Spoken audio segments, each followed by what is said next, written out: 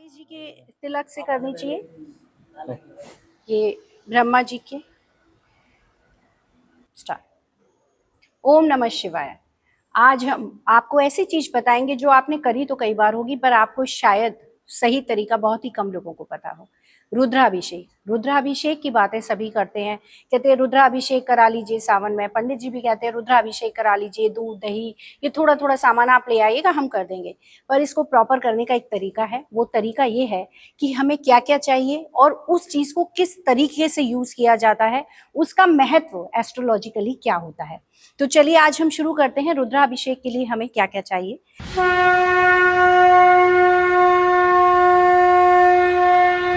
सबसे पहले जो हम बात करते हैं वो हम बात करते हैं जल की। ये जल हमने ले लिया है, साथ में इसमें ये जैस्मिन या केवड़ा, कोई भी आप इत्र डालते हैं तो इससे खुशबू हो जाती है। हमारा दूध मैंने चांदी के लोटे में लिया है, उसकी वजह जिसका चंद्रमा खराब होता है उसको चांदी के लोटे से ही पूजा करनी चाहिए रुद्राभिषेक में। इससे आपकी इमोशनल बैलेंसिंग होती है, साथ साथ चंद्रमा शिव जी के सर पे विराजमान है तो चंद्रमा आपका स्ट्रांग होता है। मदर की हेल्थ में इशू जो भी चल रहा हो, हेल्थ इशू, वो बेटरमेंट होती है, इमोशनल बॉन्डिंग अच्छी होती है आपकी, और आपका कॉन्फिडेंस डेवलप होता है।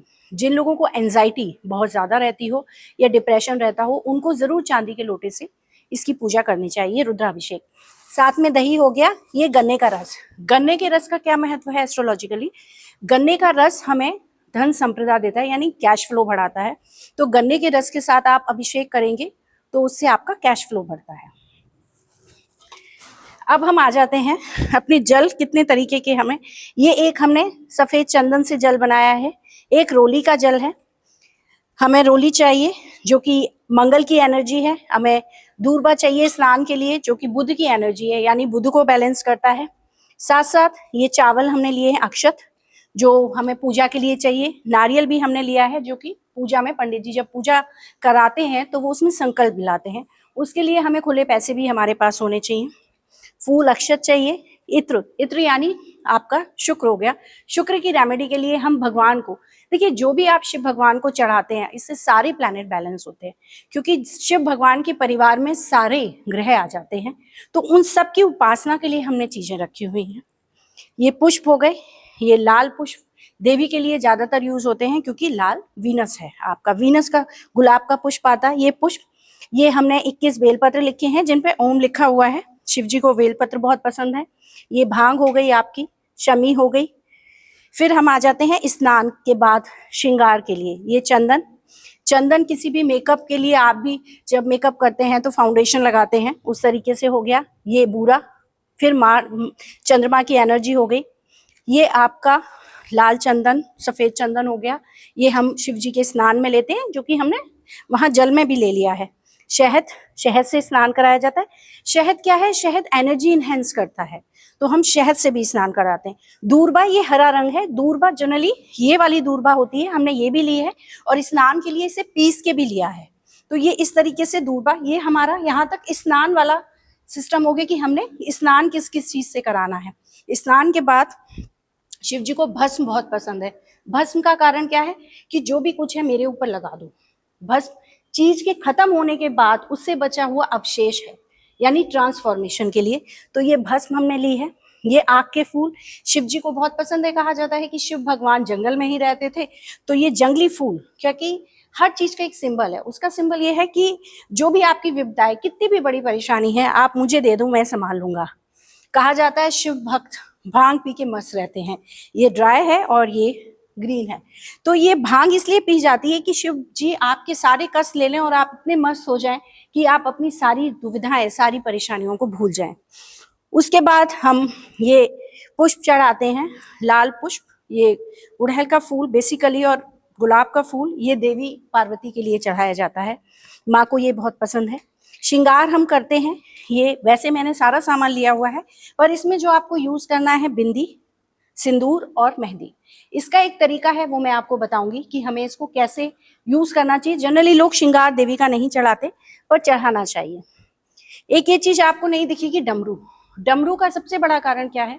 मैं एस्ट्रोलॉजिकली रेमेडी में भी इसे बहुत देती हूँ। डमरू जब ऐसे बजता है तो इसकी साउंड बहुत अलग आती है। हर किसी को डमरू अपने घर में बजाना चाहिए।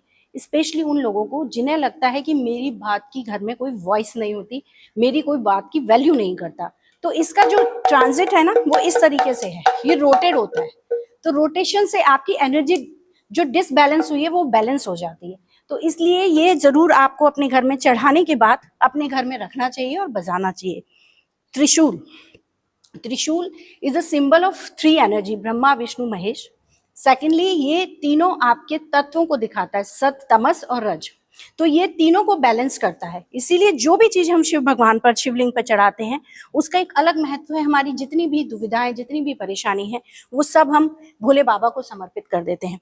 उसके बाद ये हमारा पंचमेवा आ गई, ये पान चढ़ाया जाता है, माउथ फ्रेशनर जिसे हम कह सकते हैं, ये आ गया। पंचमेवा आ गई, ये बर्फी हम प्रसाद में चढ़ाते हैं। उसके बाद हम जो करते हैं, पूरा श्रृंगार है ये देवी माता का जो हमें चढ़ाना चाहिए। माता की चुन्नी है और ये सफेद पटका है शिव भगवान के लिए। इसी तरह बाकी जो प्रभु हैं, हम गणेश जी को भी चढ़ा सकते हैं, ब्रह्मा जी को भी, सभी के लिए हमें वस्त्र देने चाहिए, दक्षिणा देनी चाहिए।